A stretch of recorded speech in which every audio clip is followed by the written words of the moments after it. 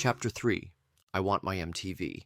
The next morning, Adam exited his house to find the Tucson sun shining brightly on his neighborhood. He approached his little red sports car and tentatively reached out to the metal handle, anticipating it to be hot to the touch. It turned out to be not too bad. The black interior of the car was another story.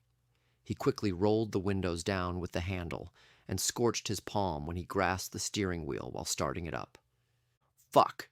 Adam quickly removed his hand and shook it in hopes of cooling it down. He carefully held the wheel by the inside circle and pulled away from the curb. He slapped a Mötley Crüe cassette into the player and blasted the hard-hitting music while he drove. 1 block away, he turned right onto Bellevue Street and drove 5 houses up before he spun his car around to park beside the curb with the tires squealing.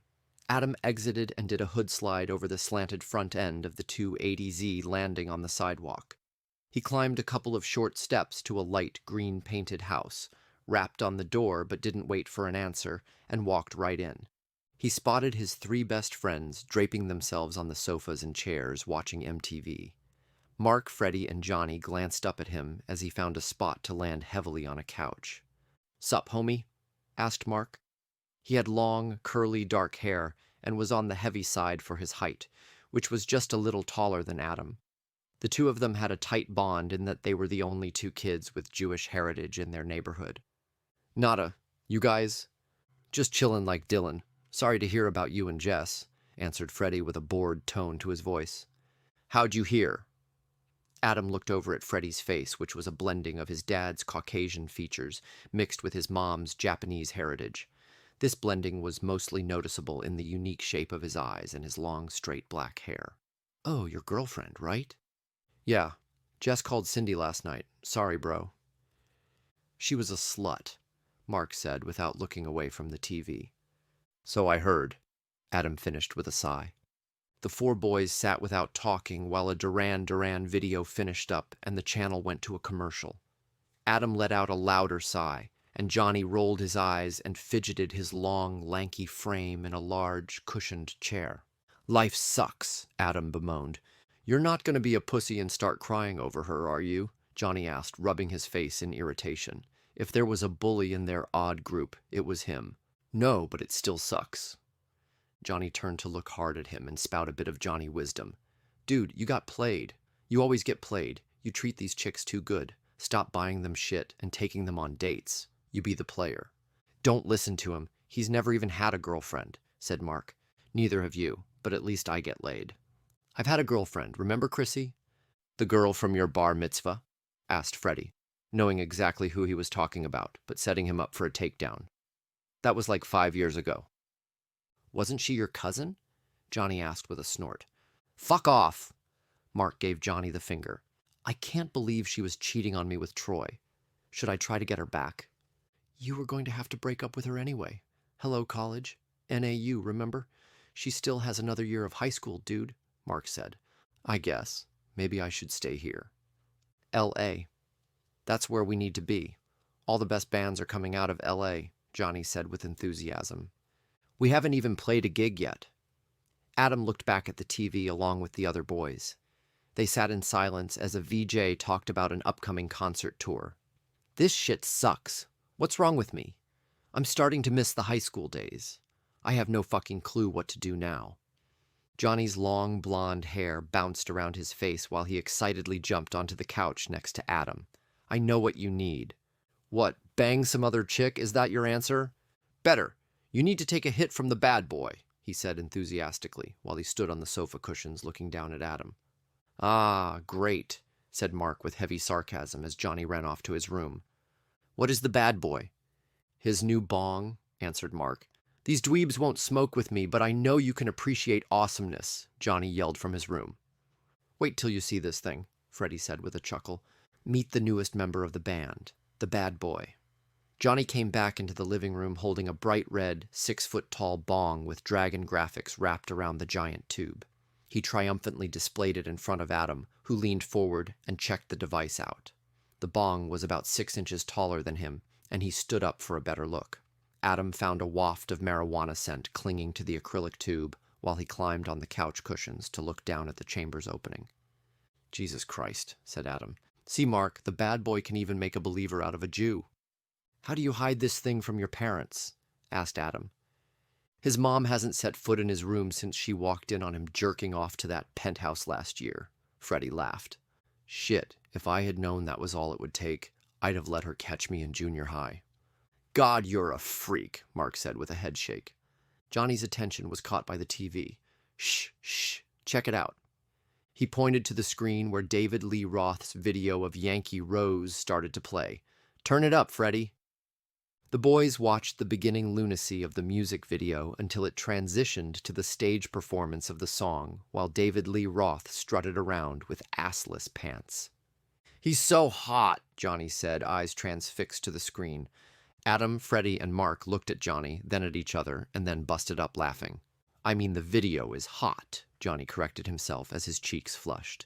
"I think you mean his ass cheeks are hot," said Mark. "Fuck off!" Johnny turned to Adam and held out a lighter. "You gonna hit this thing, pussy?" The boys continued to laugh, and Adam took the lighter from Johnny. "Yeah, why not?" Troy checked his long blonde hair in the rearview mirror and pushed a few out-of-place strands behind his ears. Opening the door, he slid his lanky frame out the tricked-out Camaro and strode toward the front door of Jessica's house. He was a bit hopeful that forgetting his sunglasses here last night might just end up getting him laid in the middle of the day. He would have moved on from shagging this girl after just a few times, but something kept him coming back. Sure, she was a little hottie, but it was kind of thrilling going behind that dude Adam's back. He had known her for about a year now since she had been dating Adam, but a few weeks ago she caught him in the bathroom at a party in Freddie's house with a line of coke on the counter that he was about to partake in. She barged in without knocking, and he almost shit his pants that he got caught, but she shut the door behind her and asked if there was more. He was pretty low on powder, so he split his line with her, and they shared a snort. Nothing happened that night. Well, they did make out a bit in Freddie's garage while Adam and the rest of them were in the backyard drinking. Now he was having a hard time moving on. He kept thinking about her day and night. Maybe she'd dump Adam and they could start macking in the open. He rapped on the front door and leaned against the house, real casual and cool-like, waiting for her to answer. He couldn't wait to see her welcoming smile. The door opened and she stood there in tank top and dolphin shorts. Troy drank in her tan, shapely legs and nodded his head with a hint of a smile. "Yeah, baby," he thought to himself. Hey, what's up? My dad's home and he's being a total jerk, so I can't have anyone over." Troy's face fell with disappointment. "It's cool, I just left my Oakleys here last night. I tried calling, but your line was busy." "Yeah. My dad hates it when it rings while he's trying to sleep, so he leaves it off the hook." "Oh, yeah? I don't have your sunglasses. Adam came over last night right after you left. He knows about us." Troy's heart started to race, and he unconsciously straightened his frame. Major bummer. Was he pissed? Duh, he had a fucking cow anyway. He grabbed your Oakleys and left." "Well, you gonna get them back for me?" "As if. Why would I want to see him again? We broke up. Can't you just get them from him?" Troy looked around the neighborhood worriedly. Could Adam be watching them now? I really don't like confrontation. "Fine, I'll do it. I'll call you later." Jessica started to close the door. "So, are we together now?" Troy asked. "Like a couple?" "Totally." Jessica looked him over, as this was something she hadn't fully considered. Did she want this guy as a boyfriend? He was hot and all, but he wasn't exactly bright. He also wasn't in a band. He looked like he was in a band, but still. "All right, I'll call you later." Troy stood there for a moment after she shut the door. He nodded his head and pursed his lips as he made his way toward his car. There was a little strut in his step that wasn't there before. He considered a hood slide might be in order to seal his badassness feeling, but changed his mind to prevent the scratching of his car's sick orange paint job. The boys were still sitting in front of the TV at Johnny's house, eating from bags of chips and sipping sodas. MTV started to air the Madonna video, Lucky Star. Madonna was wearing tight capri leggings under her short black skirt, with her midriff peeking out from her lace top as she danced and rolled around seductively. "This song bites," Mark commented. "So lame," agreed Adam, yet none of the boys took their eyes from the screen. "No one is going to remember her next year," Freddie chimed in. "She is hot." Adam paused and looked over at Johnny. "No David Lee Roth, though." "Definitely not," Mark said. No way, Freddie agreed. You guys are dicks. You know I meant the video. The boys chuckled at Johnny's expense. Freddie looked at his Swatch watch and saw the time. Dudes, we should really go to my house and have band practice. Yeah, my mom will be home soon anyway, said Johnny. Let's burn some rubber, baby, Freddie said, spinning his key ring around his finger that also held a bottle opener and a tiny Rubik's cube. They turned off the TV and left their soda cans and chip bags cluttering the living room and headed out of the house. Freddie, Mark, and Adam each got into their cars parked out front, and Johnny hopped on his ninja motorcycle.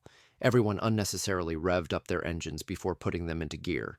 Each of them peeled out of their parking spots, with Freddie's car fishtailing into the middle of the street. They aggressively drove past 7 houses and then pulled to a stop outside Freddie's place. There was more revving before they turned off their engines and left their vehicles to walk up to the well-maintained single-story house. I got some new sticks for my drums. Cool, Fred, what did you get? Asked Adam. Black ones. Badass. The boys walked into the kitchen to find Freddie's mom, Asami, and his little brother Daniel, who was 12 years old and looked like a pared-down version of Freddie, but with hair styled in a short bowl cut instead of the deeply black, long, straight hair that Freddie meticulously groomed. Daniel and Asami were eating noodles out of bowls with chopsticks. Asami squinted her eyes at Freddie upon seeing him bring all his friends into the house. She was tired of her elder son bringing his friends over to eat their food and drink their soda. If one of them went to her refrigerator without the politeness of asking permission, she was going to get her 4'9" body out of this seat and smack their face like their moms should have done a long time ago. Mom, we're going to my room for band practice. Can you make us some snacks? She looked hard at her son, but softened. He was such a good boy. He turned out very tall and handsome. He had a nice girlfriend, pretty and smart. If he would just cut that hair, not be so skinny, and get a job, she would be so proud. Yeah, but you need be done before your dad come home, she said in Japanese accented English.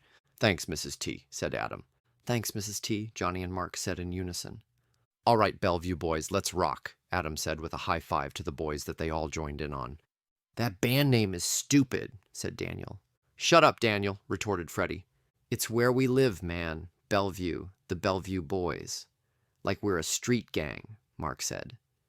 Yeah, Daniel, like a crazy street gang from the Bellevue mental ward, Adam added in. Asami looked over at Adam.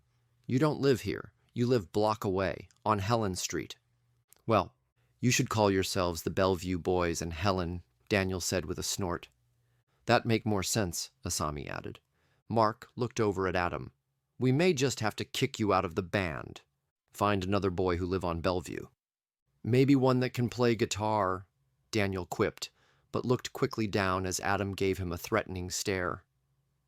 Freddie looked hard at his mom and little brother, then nodded his head toward his room down the hall.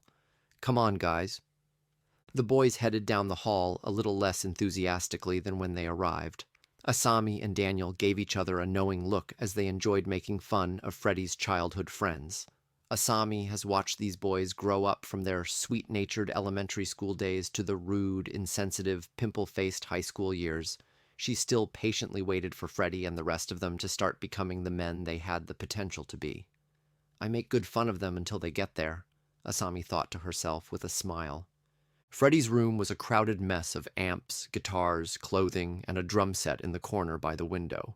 The room has a permanent odor of dirty socks and sweat mixed with polo cologne. Freddie stripped off his shirt, revealing his lean torso as he sat behind the drums. Mark tied his long, black, kinky hair into a top knot as he'd seen his idol Gene Simmons wear. He then strapped on his second-hand bass guitar and plugged the cord into the amp. Adam secured an unlit cigarette between the guitar strings close to the tuning pegs like he's seen Eddie Van Halen do. Johnny moved in close to the microphone attached to the stand. He took his position in a rock god pose. Let's start with some Crüe, Johnny suggested. He tipped his head down with his hand resting on the mic and nodded in unison as Freddie awkwardly spun one of his new sticks, then clapped them together 3 times. They all started to jam. Asami made a sour face from the kitchen as the sound of a badly played and sung version of Shout at the Devil wafted from her son's room. Can't you make him live in a dorm when school starts? Daniel asked loudly to be heard over the noise. Asami held her hands to her ears in mock pain. Why can't their parents buy lessons?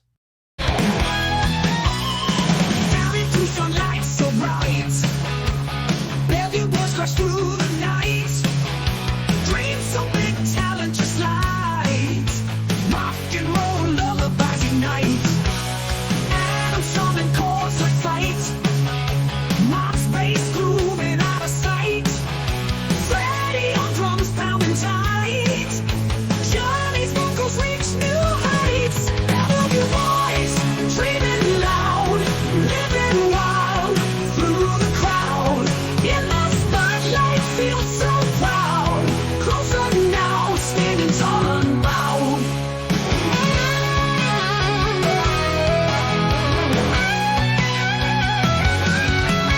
Rehearsing hard nights, endless grind.